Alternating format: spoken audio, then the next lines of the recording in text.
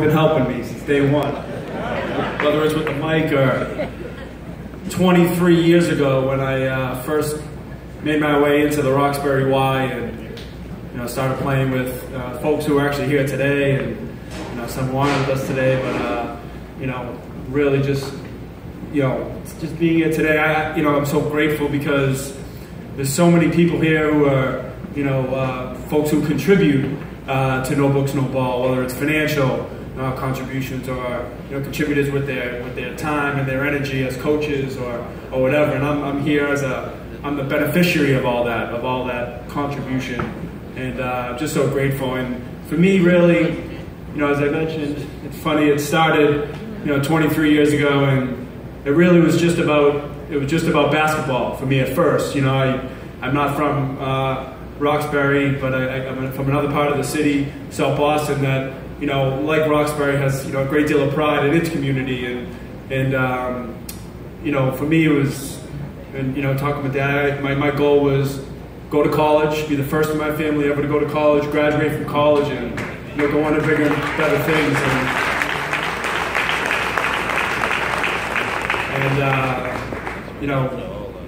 And so I thought that basketball was going to be my kind of meal ticket to do that, and I was blessed, God blessed me with the talent to put a ball in a hoop, but the reality is, and one thing that I learned very quickly is that it's more than just being able to do things on the court. You have to be a gentleman. You have to be good to people. You have to be compassionate to others, and there's a whole host of things that are really important off the court. And even though I first went to play with Tony and play for Tony and play at the Y, it was about basketball, but what I got out of it was so much more. It was really life lessons in being that good person, being doing the right thing, holding yourself accountable, doing the right thing in the classroom so that you could actually go ahead and play for Tony. These are all things that I sort of learned and truly am grateful for. And I guess as a closing statement, I guess a couple of things. I'd like to thank Tony and so many others here,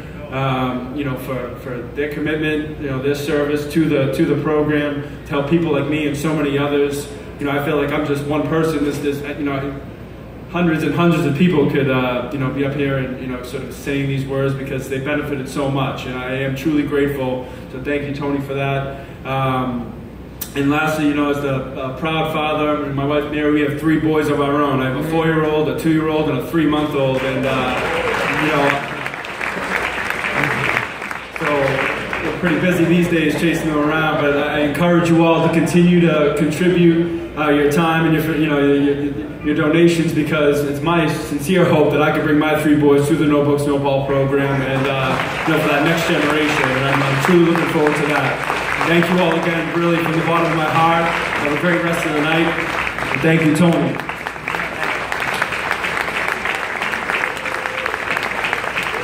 I just wanted to share a quick story with you guys. John, his dad, me and his father is iron workers in Local 7 together. And he brought John to me when he was maybe 10, 11 years old.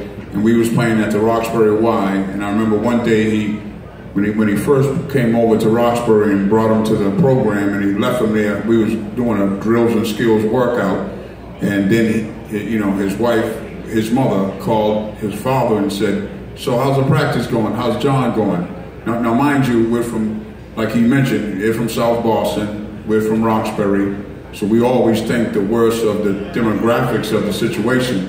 So when his mother asked his father, "Where was John at?" he said, "Oh, well, he's at the Y with Tony." She said, you left him there?" So we always laughed about that story, but a large part of what John always got from when we played ball, the only color that was on the court was that orange basketball. And I made sure those kids understood that.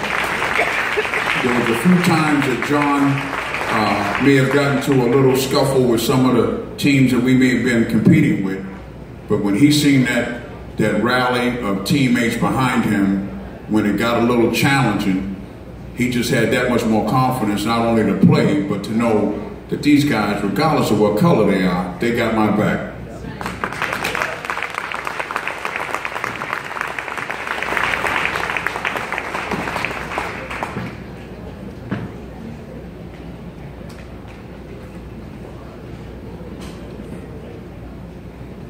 everybody. I was a member of the No Books, No Ball program, starting at 7 years old. But before I start speaking, I want everybody to give themselves a round of applause. 25 years.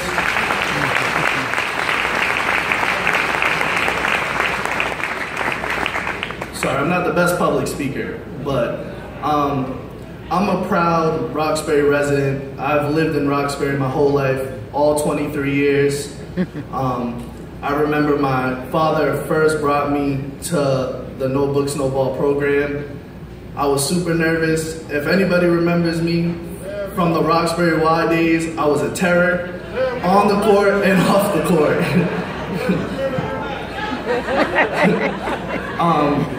I remember there's been so many occasions where my mom's calling Coach Tony, you need to talk to Bruce. He's going crazy in the house. I remember being on the court, technical fouls, getting pulled off the court, going in Coach Tony's small office. He's like, you know you can't do that. You know you can't be doing this. And I just remember I've met a lot of people. I've built a lot of relationships with people in the community. I was blessed to have both parents in my household, but there were a lot of kids in the program who didn't have father figures, and those coaches that were around everybody were those fathers that those people never had. So I want the coaches to give themselves a round of applause, because without you, a lot of this wouldn't be possible. This program shapes people's lives, not just as an athlete. I might have not made it to the NBA, but I got a college degree from UMass.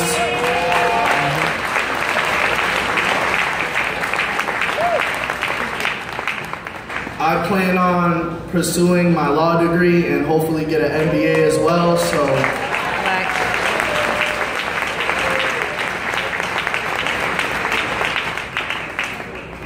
As you know, Roxbury, unfortunately, the public perceives us as having the negative connotations, gang members, violence, the drugs, but this community shows that positive things do come from Roxbury, not just as athletes, but students and the innovators of the future.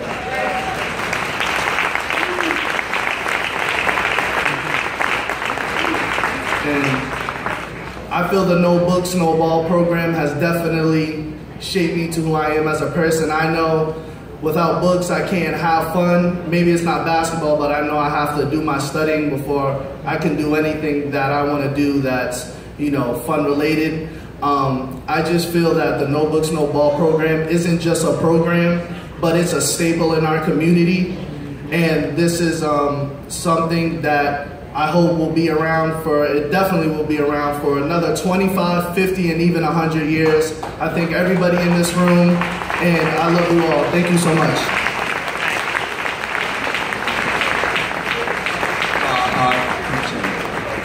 Just quickly, Bruce was a young man from a small, that us as coaches that go back 15, 20 plus years ago, Al, Melvin, Coach Mo, that we all knew when it was draft day and we had to disperse the kids and break them up on the teams, Bruce's name was always the one that everybody was like, because we know if we got Bruce, that it was more than just coaching basketball. But that was something that I made sure that the coaches identified, man, at the draft, this is what you signed up for. So if we can't be social workers, mentors, disciplinarians, if we can't be all of those things intertwined into one, it's not just about basketball. And that's why I adopted that slogan a few years ago, about 10 years ago, that we're more than just basketball. Because it's about making sure that this young man, that I never would have thought would have been able to come up here and articulately display how his feelings were and how he's graduating college and pursuing a law degree. Man, that's a grand slam. That's the slam dunk right there.